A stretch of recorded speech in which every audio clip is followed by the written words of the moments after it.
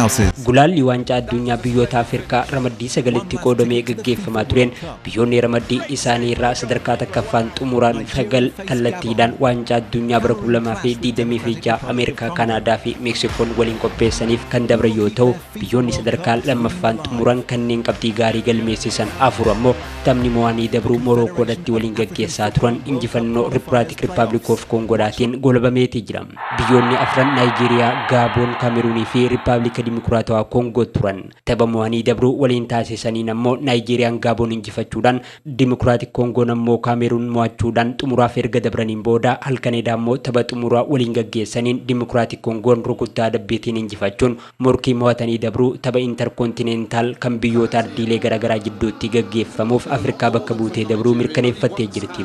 Naayijeeriyaan tapha istaadiyeemii Piriinsi Mo'aalii Elasaniitti gaggeeffame kanaan Naayijeeriyaan taphicha goole Firaanki Oniyenkaa daqiiqaa sadaffaa irratti galcheen dursaa turaniif Maashaak Eliyaan goolii qixxeessituu Dimokiraatik Koongoof galcheen gareewwan lamaan yeroo idilee daqiiqaa 90 kenname keessatti takkaa fi takka walqixa xumuruu isaaniitiin wal qabatee daqiiqaan dabalataa 30 kennamus wal injifachuu dhabuu isaaniitiin rukuttaa adabbii adda baasu kennameen gareen biyyaalessaa Dimokiraatik Koongoo 4-3 injifachuudhaan tapha mo'anii dabruu biyyoota ardiilee biraatii wajjin Meeksikootti gaggeeffamuuf dabruu mirkaneeffatanii jiran. Kanaanis Dimokiraatik Koongoon biyyoota 6 kanneen ardiilee garaagaraa irraa dhufan waliin dorgomuudhaan hiree waancaa addunyaa irratti hirmaachuu kan murteeffatan ta'uun beekameetii jira. Gareen biyyaalessaa Naayijeeriyaa Super Eagles waancaa addunyaa irratti yeroo 6 hirmaachuudhaan seenaa boonsaa qaban waancaa addunyaa Raashiyaan qopheessitee kan bara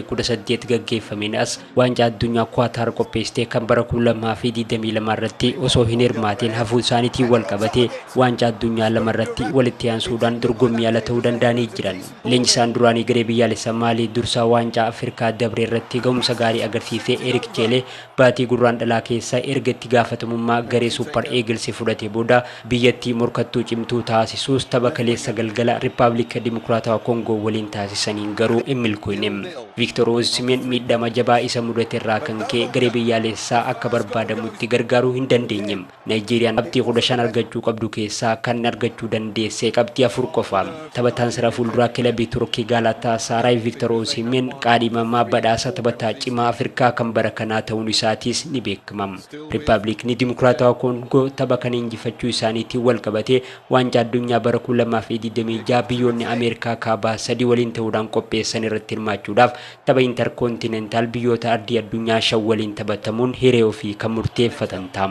Gulaalli waancaa addunyaa biyyoota Afrikaa taasifamaa tureen biyyoonni 9 ramaddii isaanii sadarkaa takkaffaan xumuran Aljeeriyaa, Keep Verde, Masrii, Gaanaa, Ivory Coast, Morookoo, Senegaal, Afrikaa Kibbaa fi Tunuuziyaan waancaa addunyaa bara 2026 irratti hirmaachuudhaaf tikeeta murachuun isaanii ni yaadatama. Tapha xumuraa marsaa mo'anii dabruu biyyoota ardiilee garaagaraa jidduutti gaggeeffamuuf ammoo waldaa konfedereeshinii kubbaa miilaa kaaba jiddu goleessa Ameerikaa fi Kaaribiyaan yookiin Koonkaakaaf irraa biyyoonni lama kan hirmaatan yoo ta'u, konfedereeshinii kubbaa miilaa Eeshiyaa, konfedereeshinii kubbaa miilaa Ameerikaa Kibbaa yookiin Koomniboolii fi konfedereeshinii kubbaa miilaa Ooshiiniyaa irraa biyyoonni tokko tokko kan hirmaatan ta'uun beekameetii jira. Tapha xumuraa biyyoota ardiiwwan garaagaraa jidduutti taphatamuuf ammoo bitootessa dhufu carraan ramaddii kan bahu gaa ta'u biyyoota 6 irraa 2 dorgommii xumuraa waancaa addunyaa bara 2026 biyyoonni 48 irratti hirmaataniif kan dabran ta'uun beekameetii jira.